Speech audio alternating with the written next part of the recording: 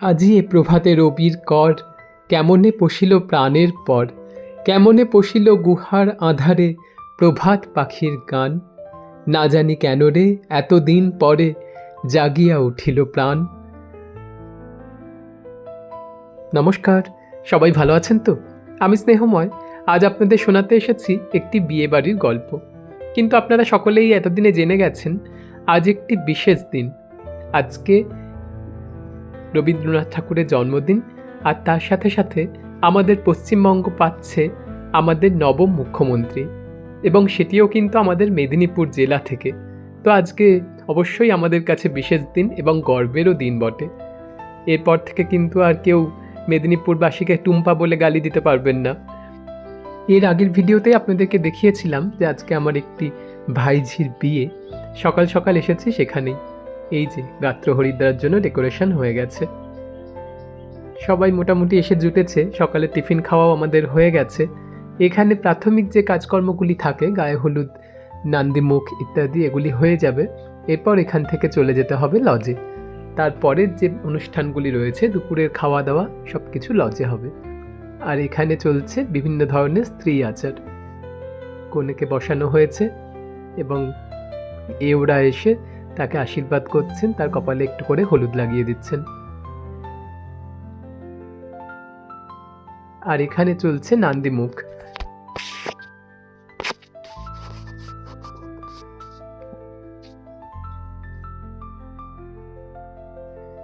কনের কাকা বসেছেন নারায়ণকে সাক্ষী রেখে পূর্বপুরুষদেরকে স্মরণ করা এবং তাদেরকে জল দান করা।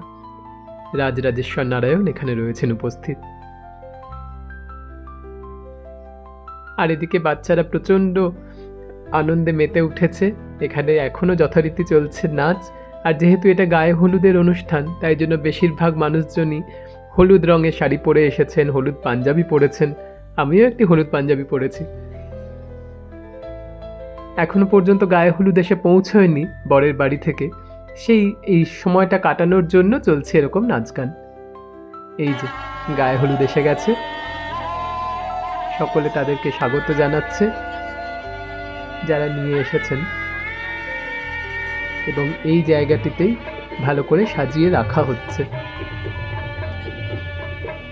অনেক তত্ত্ব এসেছে গায়ে হলুদের, বহু ট্রে।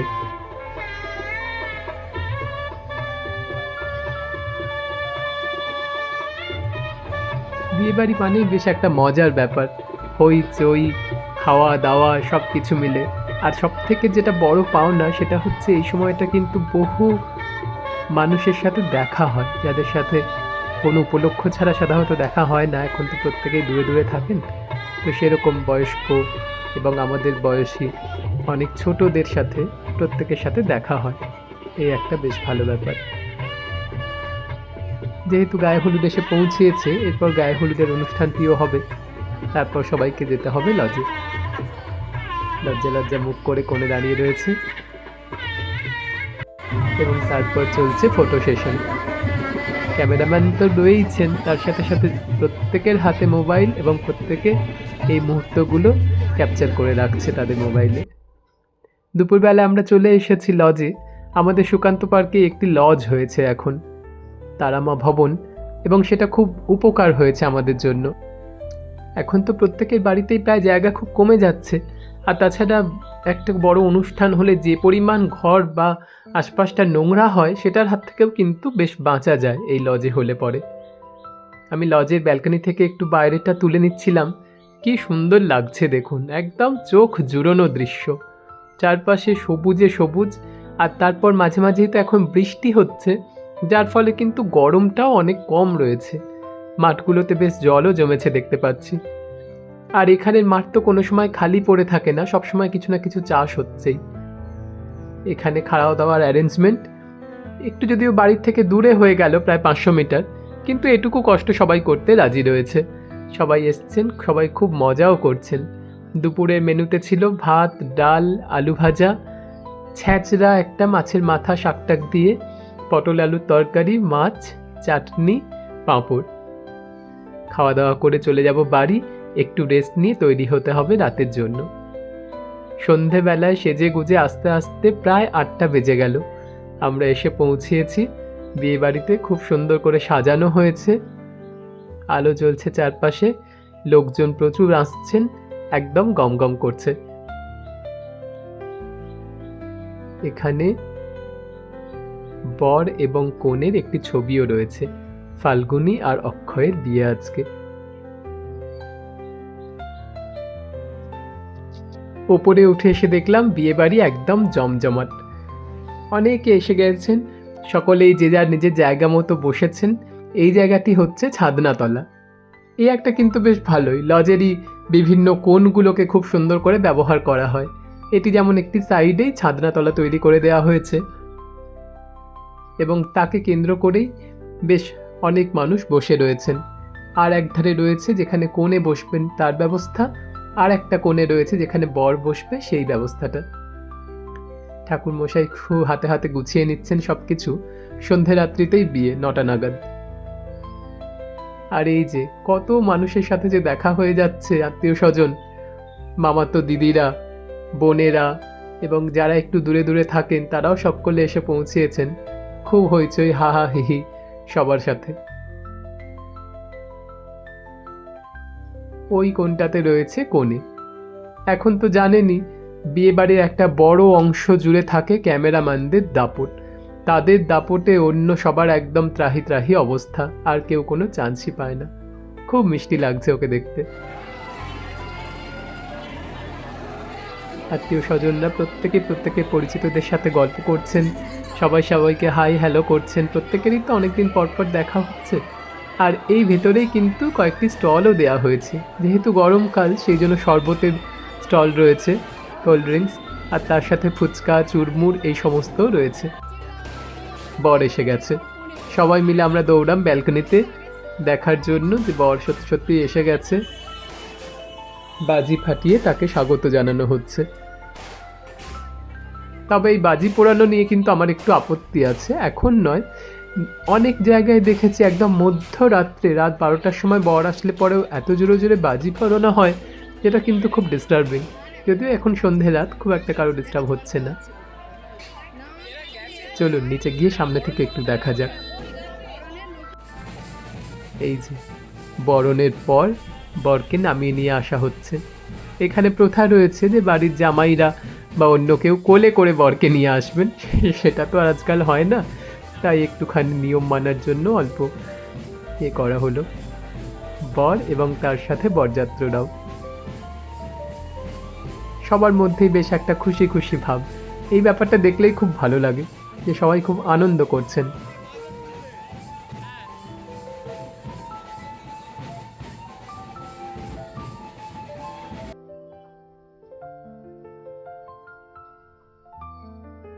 প্রচুর আত্মীয় কুটুম, প্রচুর লোকজন। আর এই বিয়ে বাড়িটাতে একটা জিনিস খুব ভালো হয়েছে জানেন তো, যেটা হচ্ছে আমি আমার এই চাকরিটা পাওয়ার অনেক বছর আগে যে গ্রামে চাকরি করতাম একটি এনজিওতে, সেই গ্রামে হচ্ছে ফাল্গুনের বিয়ে। সুতরাং বরযাত্রী সেই পুরনো মানুষেরা অনেকেই এসেছেন, অনেকেই আমাকে চিনতে পারছেন দেখে। আমারও খুব ভালো লাগছে তাদের সাথে দেখা হয়ে যেতে। এখানে শুরু হয়েছে আশীর্বাদ। এখানে এখন প্রথমে কনের আশীর্বাদ হয়ে যাবে। এখন তো সেই আগের থেকে গিয়ে গিয়ে আশীর্বাদ আর হয় না, তাই জন্য বিয়ের পিঁড়িতেই আশীর্বাদটুকু করে নেওয়া হয়। প্রথমে কনের আশীর্বাদ হচ্ছে, এরপরে হবে বরের আশীর্বাদ।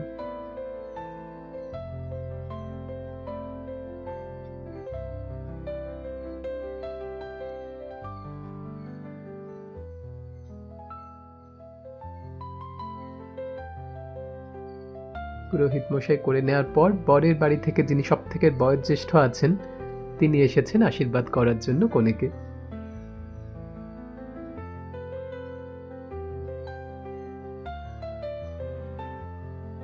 একটু তাড়াতাড়ি বিয়ের লগ্ন ছিল, সেই জন্য সন্ধেই বর এসে গেছে এবং আত্মীয় স্বজনও যারা এসেছেন দূর দূর থেকে তারাও অ্যাটলিস্ট বর দেখে তারপর যেতে পারছেন। আমি দাঁড়িয়ে পড়েছি ফুচকা স্টলের সামনে। প্রচণ্ড ভিড় এখানটাতে, চান্স পাওয়া প্রায় যাচ্ছিলই না। তবু একটা দুটো মাত্র ফুচকা খাওয়ার জন্য একটু দাঁড়িয়েই গেলাম। দুষ্টু ধরেছে ক্যামেরা, আমার অ্যাসিস্ট্যান্ট তো রয়েছে।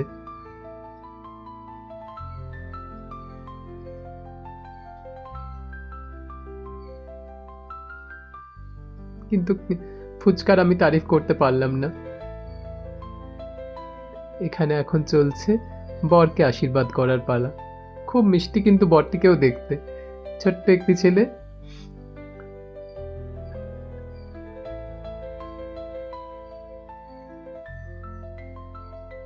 বিয়ে বাড়ির মানেই হচ্ছে একটি ব্যাপার, খাওয়া দাওয়া, বেশ জমিয়ে ভুরি ভোজ। আমরাও বসে পড়েছি এখানে খাওয়ার জন্য, কেননা যেহেতু এখনো বিয়েটা শুরু হয়নি, এরপরে তো আরো ভিড় বেড়ে যাবে।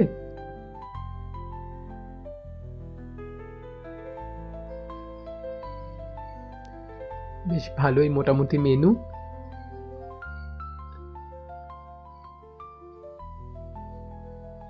আমার মামাতো ভাই অভিজিতের হাতে ক্যামেরাটা দিয়ে দিয়েছি যে তুই ঘুরে ঘুরে মোটামুটি গোটা জায়গাটাকে কভার কর, আর আমরা এখন মনের সুখে খেয়ে নিই। ও ঘুরে ঘুরে অপটু হাতে ক্যামেরা ধরেছে, তাই জন্য হয়তো খুব সুন্দর আসেনি, কিন্তু চেষ্টা করেছে এবং যথেষ্ট ভালোভাবেই কাজটা করে দিয়েছে। নিজের বউয়ের ছবিটা তুলতে কিন্তু ভোলেনি, তাই বলে।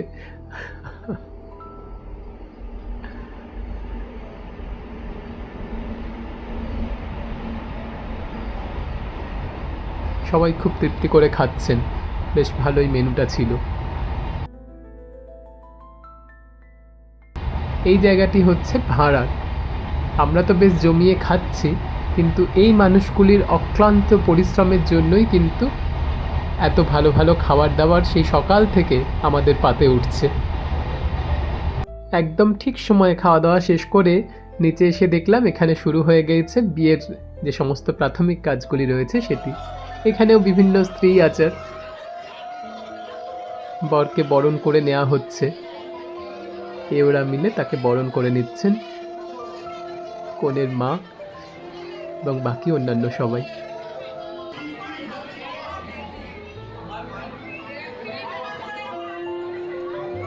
আর এখানে হচ্ছে সেই বিখ্যাত রিচুয়ালসটি, বরের হাত বেঁধে দেওয়া হবে, হাতে একটি মাকু ধরিয়ে দিয়ে, এবং বলা হবে হাতে দিলাম মাকু, ভ্যাঁ করো তো বাপু।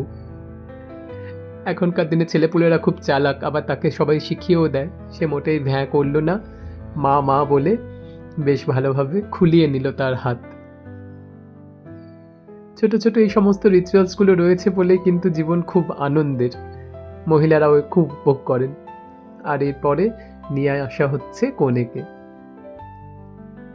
সেই 7 পাক ঘোরানো, শুভদৃষ্টি আর মালা বদল। বেশ লজ্জা লজ্জা মুখ করে বর দাঁড়িয়ে রয়েছে। যতই চেনা বর কনে হোক না কেন, আজকের দিনটাতে কিন্তু সবকিছুই খুব স্পেশাল, আবার নতুন করে দেখা, নতুন করে পাওয়ার ব্যাপারে।